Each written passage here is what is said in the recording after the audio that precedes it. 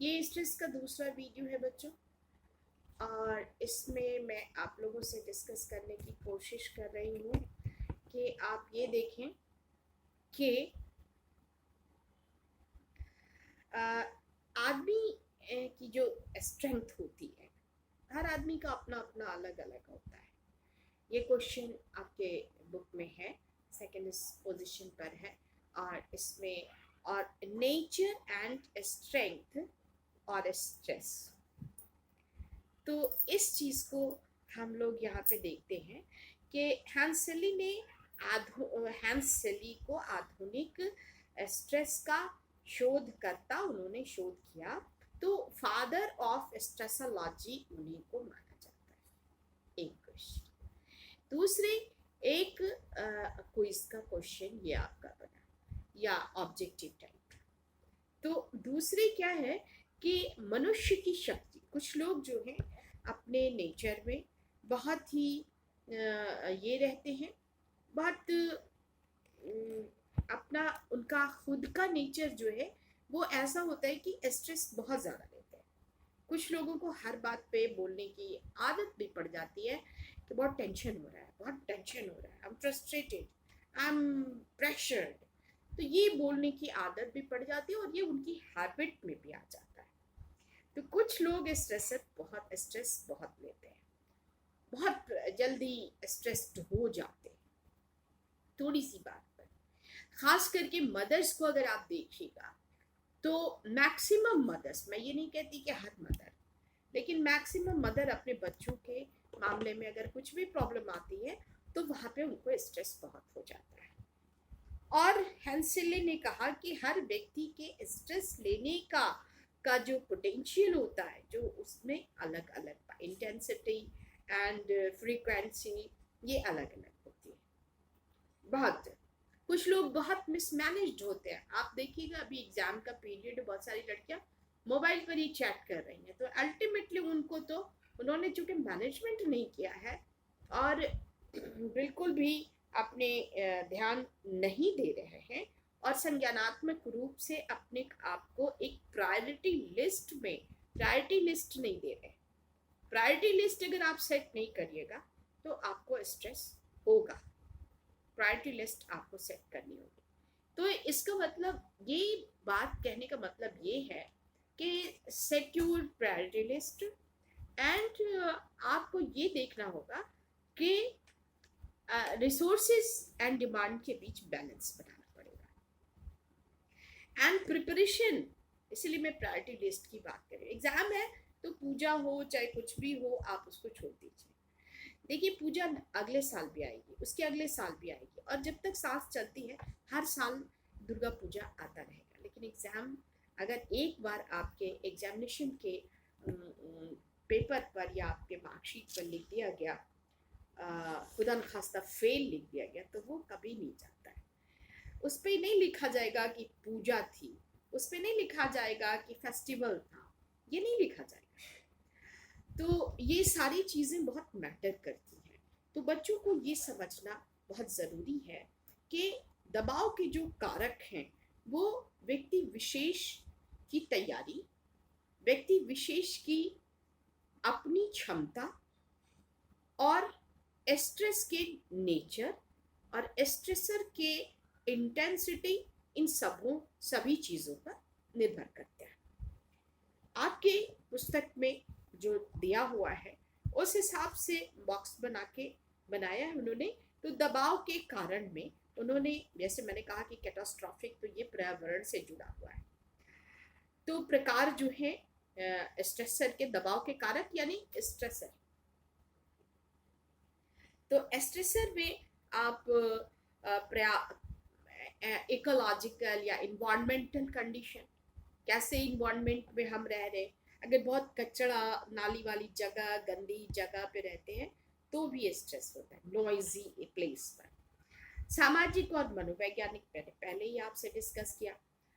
आयाम, आप कितना एक्सरसाइज करते हैं, जटिलता, तीव्रता और अवधि एवं भविष्य कथन, जो प्रेडिक्टेबल आपका फ्यूचर है।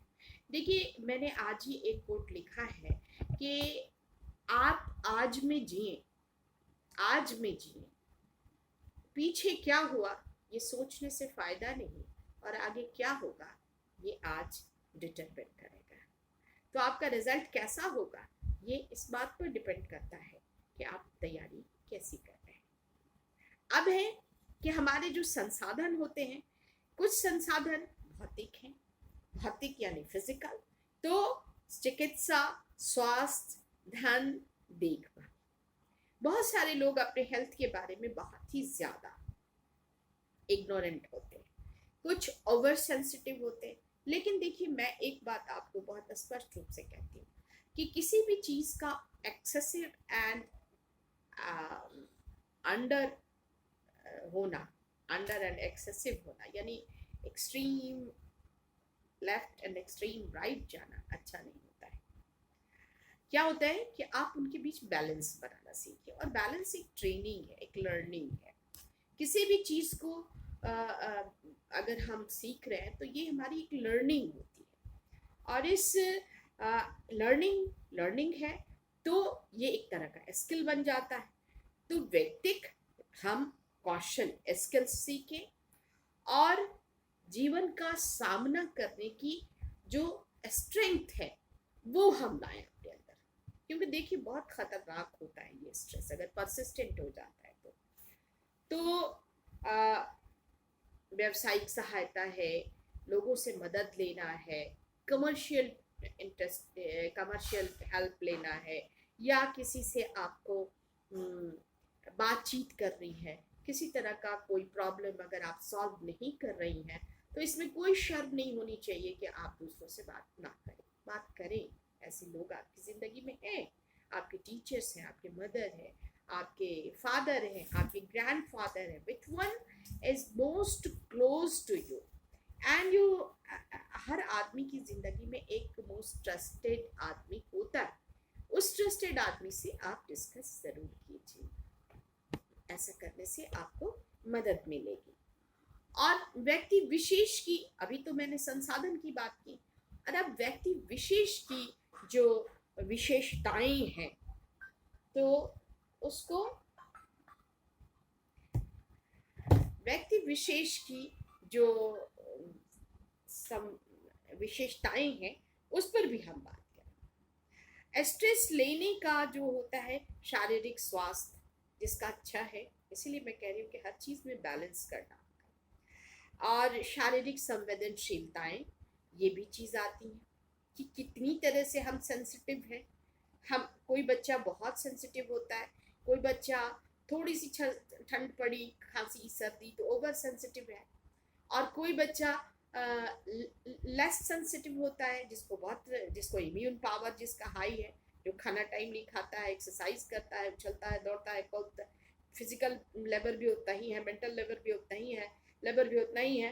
तो वैसी स्थिति में, और मनोवैज्ञानिक में आता है मानसिक स्वास्थ्य और स्वभाव, नेचर बहुत डिपेंड करता है इस बात पर कि आपको कितना स्ट्रेस होगा, बहुत।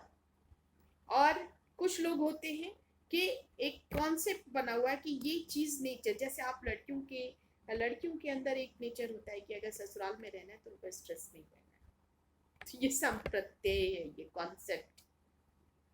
सास कभी भी अच्छी नहीं होती, ये एक कॉन्सेप्ट है। तो ये चीज़ें बनी हुई रहती हैं, सांस्कृतिक है। यहाँ पर व्यक्ति विशेष का संस्कृति की अवधारणाएं होती हैं, हर कल्चर का एक लिमिट होता है और उसकी परिभाषा होती है और अर्थ होता है, प्रत्याशित अनुक्रिया शैली होती है, यो भी एक्सपेक्टेड रिस्पॉन्स पैटर्न होता है हर संस्कृति में, हर धर्म में। हम लोग हिंदुस्तानी हैं और धर्म हमारे लिए बहुत ही ज़्यादा इम्पोर्टेंट है, और इसी के आधार पर अंग्रेज़ों ने हमको बांट भी दिया और हमसे बहुत नाजायज़ फ़ायदा भी उठा रहा है, और still we are facing the matter of these things. तो ये चीज़ होती है। अब दबाव का जो हम लोग इवैल्यूएशन करते, जो आपकी बुक में है, जिसको हैंसेले ने भी बोला और लजारस ने भी बोला, तो उसके भी है कि हम शरीर क्रियात्मक अनुक्रिया, यानी फिजियोलॉजिकल रिस्पॉन्सेस, दूसरा है बिहेवियरल रिस्पॉन्सेस, तीसरा है इमोशनल रिस्पॉन्सेस, और चौथा है कॉग्निटिव रिस्पॉन्सेस। हम किस तरह से किसी दबाव को या स्ट्रेसर को ले रहे हैं, ये भी अपने आप में मैटर करता है, ये अपने आप में मैटर करता है। और अगर ये मैटर करता है तो इसको हम लोगों को इसका जो मूल्यांकन हम दबाव का करते हैं, तो ये पर्सनालिटी पर भी डेवलप करता है, हमारे कल्चर पर भी। देखिए, अगर इंग्लैंड में किसी का रेप होता है तो वहाँ कोई समस्या नहीं होती, क्योंकि वहाँ पे सेक्सुअल जो है सेक्सुअल एक्ट जो है वो वहाँ के समाज को में मान्य है, या उनका कोई नेगेटिव प्रभाव नहीं है, बहुत नकारात्मक ढंग से उसको नहीं लिया जाता है। दूसरी चीज़ है कि अगर ऐसा है तो फिर हम लोग यहाँ पे शारीरिक क्रियात्मक, अगर हम शरीर से स्वस्थ हैं तो हमारा स्ट्रेस से जो जंग है वो बहुत जल्दी ठीक हो जाएगा। व्यवहार में रिस्पॉन्स, बिहेवियरल रिस्पॉन्सेज जो है वो हमारे कंट्रोल में है। अगर हम अपने व्यवहारों पर कंट्रोल कर सकते हैं तो स्ट्रेस से बच सकते हैं। दूसरा है संवेगात्मक, इमोशनली अगर हम बहुत सेंसिटिव एंड चार्ज्ड हैं, जैसे हर बच्चा होता है, हम भी हैं, आप भी हैं। आदमी संवेग एक बहुत ही इम्पोर्टेंट चीज़ है, इसके अंदर कुछ बातें आती हैं जो डर का लगना, या क्रोध आना, या प्रेम का होना, या जेलसी होना, या जॉयफुल होना, बेसिक 3 ही हैं। तो इन सब कंडीशंस तो को बिल्कुल मान लिया जाता है, क्योंकि ये मानव जीवन का एक पक्ष है। तो और दूसरा है कॉग्निटिव। अगर कोई स्ट्रेस को हम कॉग्निटिवली, जैसे एग्जाम है तो हम बहुत ध्यान देके पढ़ना शुरू करेंगे, यानी संज्ञानात्मक रूप से इसको संज्ञान लेंगे, यानी कॉग्निटिव लेवल पर हम इसको लेंगे, तो हम पढ़ेंगे भी अच्छे से और पास भी करेंगे अच्छे से। तो this is the evaluation of stress. तो इसको अगर बहुत ज़्यादा बढ़ा चढ़ा के ले लेंगे तो फिर उससे निकलना मुश्किल हो जाएगा, मगर अगर उसको नॉर्मली हम लेंगे तो ये बहुत सही होगा। So now in this video, okay, my dear small little beautiful dots,